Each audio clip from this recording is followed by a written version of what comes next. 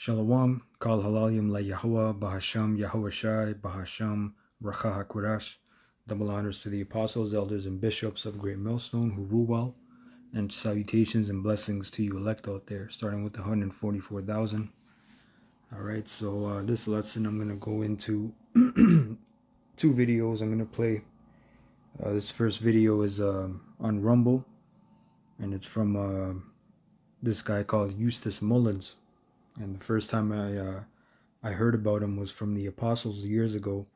They always used to speak about him, and he was a big insider. You know, he brought out a lot of information about the occult, you know, and different practices. So this is just a 6-minute video, about 6 minutes, going into the occult of hospitals, pretty much. You know, these harbingers of death, pretty much. You know, these hospitals are nothing but they're cash cows for one, right? It's a very, very big profitable industry.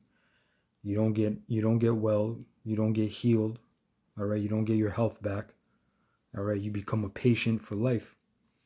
And it's a place where people go to die, pretty much, you know, for the most part. So this is the video I'm going to play.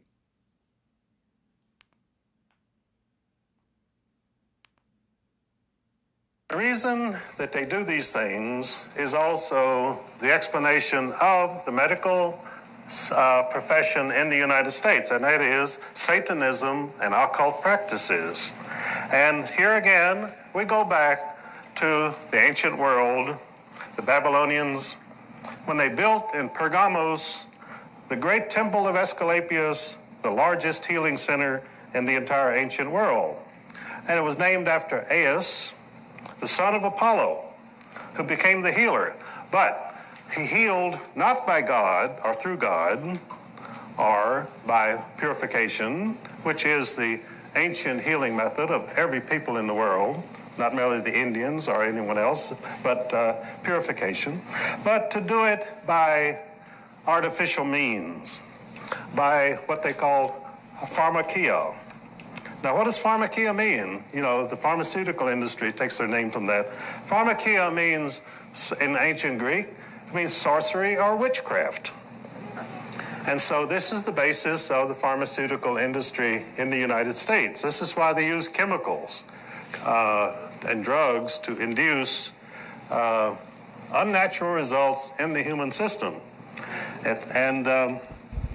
So Aias and his father, Apollo, the sun god, each of them appeared on earth as a serpent.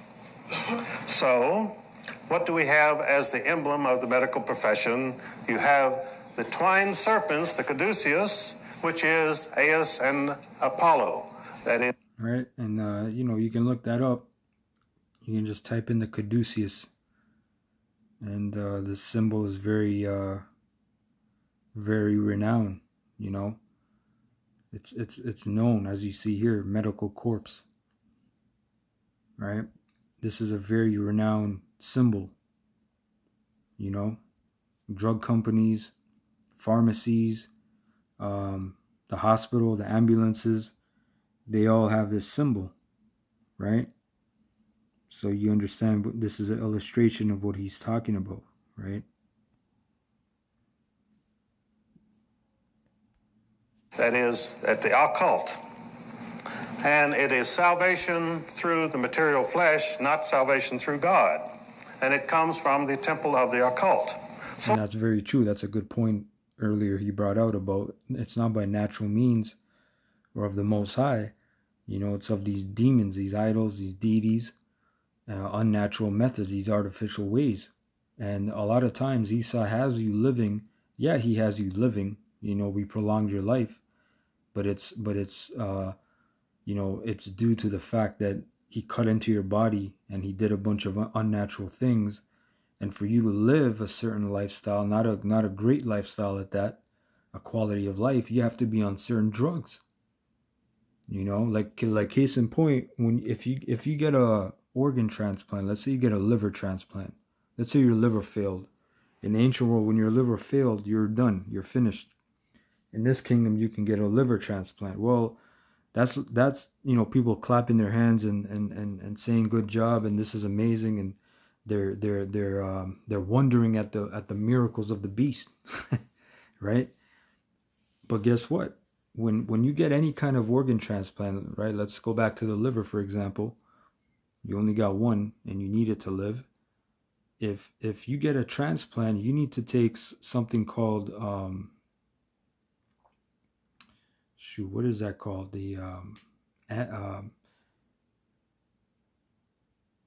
It's called the anti-rejection meds, because your body identifies this foreign organ, right? The liver, or you get a kidney transplant or whatever, or heart transplant. Your body's like, what the fuck is this? And it starts attacking it. So you have to take drugs that stops your immune system from attacking this foreign organ, this entity. It doesn't know that, oh, this is our new liver, this is our new heart. You didn't get that in the ancient world. All right, either you were healed, your organ was healed, or you died. So in this kingdom, you got to take certain drugs and pharmaceutical drugs and different hormones and injections and drug therapies to prolong your life, which the quality of that life is terrible. You have all kinds of symptoms and you're sick, right? So that's just one example of Esau can prolong your life, but even that is death. Yeah, I lived, but what kind of life are you living? What kind of life are you living? So when you walk into a doctor's office or you walk into a hospital, then you're walking into a temple of the occult. And this is why the Clinton administration is dedicated to health care. Well, part of the reason is the mounting costs, because the Washington Post published a story last spring in which they stated that the established medical order, that is, the approved hospitals and the AMA physicians, had stolen in the last year $77 billion from Medicare. And they predicted that by 1995, they would be stealing $100 billion a year. Now, I'm not talking about quacks or naturopaths or chiropractors. I'm talking about the established medical system is one huge burglary ring, and they're doing it through the hospitals and the AMA. And that is why the AMA has their medical monopoly, and this is why the drug trust has their medical monopoly. This is why they operate through the FDA, the Food and Drug Administration, which, by the way, was set up to protect you and me against drugs which were poisonous or toxic. And there were a lot of those in use at the turn of the century. And the abuses were so widespread, they said, we've got to turn the government to help us. And so they set up the FDA. Well, soon after they set it up, of course, the drug companies moved in and took it over. And the New York Times published a story last year that the Food and Drug Administration does no testing. They simply accept the results which are sent in by the drug trust companies. And of course, the drug trust companies, when they send in their test results, they omit or they forget to send all of the toxic side effects that destroy the liver and the heart and the brain and the kidneys. And so people start taking these drugs, and then many of them die very soon afterwards because of these toxic side effects, which the FDA has never seen. And so then they begin a long process through the legal system to take these drugs off the market. And even after a drug has been proven to have these fatal side effects, it takes from 2 to 10 years to get it off the market. And then, if it can't be sold in the United States, they sell it to other countries. And the drug trust itself came about as a natural result of the Federal Reserve secret meeting at Jekyll Island in 1910. And of course, the act was passed in 1913. And there again, John D. Rockefeller's son-in-law had set up that whole meeting and run the whole thing so Paul Warburg could bring a Rothschild central bank to the United States. And the result of that meeting on Jekyll Island is you have a $4 trillion national debt created out of nothing. And that, again, is occult. You see, God can create something out of nothing, but ordinary humans cannot do that. Only through satanic means can you create something out of nothing, through the use of the occult. So that's why we have an occult temple, and they have a temple, a marble temple, right there on Constitution Avenue in Washington, D.C. That is the headquarters of the Federal Reserve System, and it is a temple of the occult where they open their ledgers, and perhaps Baron Rothschild calls Alan Greenspan from London, and he says, enter in your book $10 billion so that the American suckers will have to pay it. And Greenspan enters in the book, the ledger, the United States people now owe us $10 billion. And that's how we get the debt. That's where the debt came from. Created as bookkeeping ledger entries. So Clinton's great budget reduction plan was a total farce because it never mentioned the Federal Reserve System. So how do you reduce the deficit when you've got people there in Washington in this marble temple of the occult who can write in, I don't care how much you reduce the deficit, you can reduce it down to nothing, then they're busily writing in $100 billion here, $100 billion there, and you're... All right, let me get another video. This is a video brother put in the chat, Brother Kazak, and this guy speaks a lot of facts, you know, about how, you know, they ring you through this system, all right, and actually deteriorate your damn immune system, your health, you know. Hospitals in America are legally killing people by the thousands every single day. I'm going to teach you what you need to do to prevent you or a loved one from dying negligently in one of these hospitals. I received over 1,000 messages in the last 24 hours of patient horror stories for them or their family members of what hospital negligence has done and all the deaths that I have encountered in my medical career seeing this happen. First and foremost, if you leave an elderly individual in the hospital alone, you should be in prison for elder abuse. Why? It's the equivalent of leaving a 6-month-old baby alone at home without anyone there. Nobody would ever do that. But you're doing the same thing to an elderly individual because that hospital, if you have no patient advocate, that hospital is going to do whatever they want and nobody's going to stop them. All right. So first thing, when you get into the hospital, the first thing they try to push on you is a pneumavax and a flu shot. Why would I want to put these heavy metals in my body? Now, I can't list the names because they're going to go put the red fact check information on this post that I don't want, but do your own research. Why would I want to put something in to suppress my immune system when I'm already sick? I didn't come here for that purpose. I came here to fix my illness, not to receive 2 other shots. That's first and foremost. Secondly, one of the most common medications they give everyone in these hospitals are antacids or PPIs, proton pump inhibitors. What they end up doing is they impair nutrient and mineral absorption. So now you're not absorbing magnesium, you're not absorbing selenium and the trace minerals.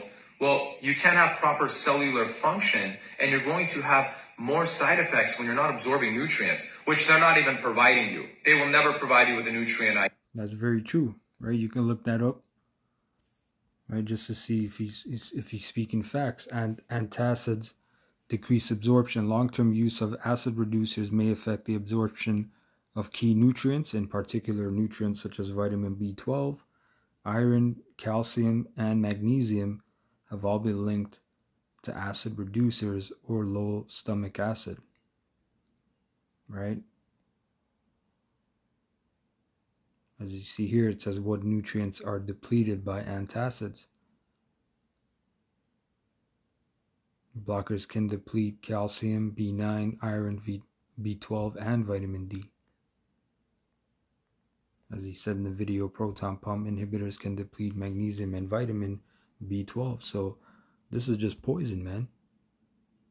You know, this is just poison, right? Commonly prescribed medications and nutrients they deplete. And this is dangerous because a lot of people already, they're not getting proper minerals, trace minerals, and nutrients because you're not eating nutrient dense food. All right, you're eating nutrient deficient foods that don't have these minerals, right? A lot of foods that we eat, even that are grown in the ground is depleted of a lot of minerals. There's a lot of minerals missing in the soil, so you actually need certain supplements. You need maybe the shilajit or the Irish moss, these natural multivitamins and minerals, you know. Antibiotics, that's a big one. That's all you hear is they give you antibiotics, but that kills all these nutrients that you see on the screen, right? Benzo, right? Anxiety medications, right? So this is all high level witchcraft sorcery, man. An ID there. Well, one big thing is this heparin. So they give everybody heparin shots 3 times a day. Heparin's a blood thinner. And I was discussing with the nurse, why are you giving this patient heparin 3 times a day when they're getting up, walking, they're eating, they're going to the bathroom, and they're going to sleep in this bed? Don't you do the same thing at home? Would you give yourself a heparin injection at home every night? They say, no, I wouldn't. So why are you doing it to the patients, causing more harm? Okay, the patients can't sleep. Every 2 hours, they get interrupted all the time by nursing staff, by beeping machines. Well, over a period of time, with that patient's not seeing the sun, they're not going outside, they're stuck in a room with artificial light, they're going to go into a psychosis. And they're not sleeping. And their cortisol level is going to shoot up. Their immune system is going to be even more suppressed. No one thinks or has the brain capacity to say, let's let this patient sleep for 8 hours so they can get a great night and feel better tomorrow. No, it doesn't exist in a hospital. So the longer you are there, the higher your chances of morbidity and mortality, which is equivalent to death. So now that you're in a psychosis, because you haven't slept in a week, they want to put you on psych meds. Geniuses, right?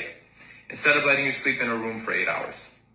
Okay, and then if you end up getting contracting a small infection, instead of pinpointing what antibiotic they should give you, they'll throw an AK-47 of vancomycin and zosyn, which is very broad spectrum. The problem is this kills off your gut microbiome, and we know through studies that killing off the gut microbiome will lead to severe anxiety and depression, which also suppresses your immune system, which makes you more susceptible to having repeat infections and having superimposed infections, and then contracting things like hospital-acquired pneumonia or a hospital-acquired urinary tract infection. So they don't really think about what the consequences are of what they're doing. I asked a nurse in a hospital when I was being a patient advocate for somebody, hey, have you checked this patient's vitamin D3 levels? They have malabsorption issues. No, we don't do that. Well, don't you think it's beneficial to give that patient a shot of vitamin D3 when they're in the hospital, get their levels above 60? There's published studies showing there's reduction in morbidity and mortality. There is a decreased stay in the ICU when patients have optimal vitamin D3 levels. But something that costs them $2 to give you a shot of vitamin D3, they refuse to do. Then you'll talk to them, can you give the patient magnesium for proper cellular function? Oh no, we don't do that. The magnesium levels are normal. Well, yes, because you're not testing red blood cell magnesium. You're not testing the right type. You're not doing the labs correctly to understand. Anyone can receive magnesium as long as they have proper kidney function. You can give it to anyone in high doses, and they're going to do absolutely great, and it's going to help them. Hey, can you give this patient glutathione with an infection? Oh no, we don't know what that is. Oh, you don't know what the master antioxidant of the body is. So you're willing to pump in thousands of dollars of antibiotics for your own profit, but you won't help that patient receive a glutathione infusion in the hospital. Makes sense. Then you ask them something about vitamin C. Hey, can you give this patient high-dose IV vitamin C? They have a severe infection. You can see the published studies showing that there's increased efficacy of providing IV vitamin C when patients have a bacterial infection. Oh, no, sorry, we don't do that. The bottle of vitamin C costs $50. They refuse to spend $50 to get you out of that hospital because they don't want to give you that medication. So I've received thousands of stories. Please share your story below. I know this video is long. All right, so, hey man, you see it's a revolving door. And there's nothing but death in this system. This is Job 13:4, but ye are forgers of lies. Ye are all physicians of no value. Oh, that ye would altogether hold your peace, and it should be your wisdom. In the NLT, it says, as for you, you smear me with lies. As physicians, you are worthless quacks. And they have the nerve to call holistic practitioners and herbalists quacks. When that term quack, it actually derived from the allopathic people, the pharmaceutical people. All right, you degenerates, because you're one of your forefathers, of modern medicine. He was treating people with heavy metals, with mercury, which was called in German Quacksalber. In English, it's called quicksilver. And that short-term quack, it was actually applied to them because people were dying. And he didn't keep a log of it, I forget the guy's name, but you can look it up. He's a German Teeman. All right. And, that whole quack is actually you devils in the white lab coats. Verse 5, if only you could be silent, that's the wisest thing you could do. All right, so anyway, I hope you're edified with that. Call Halayim la Yahweh Ba'ashem Yahweh Shai Ba'ashem Rachakudash. Shalom to the elect.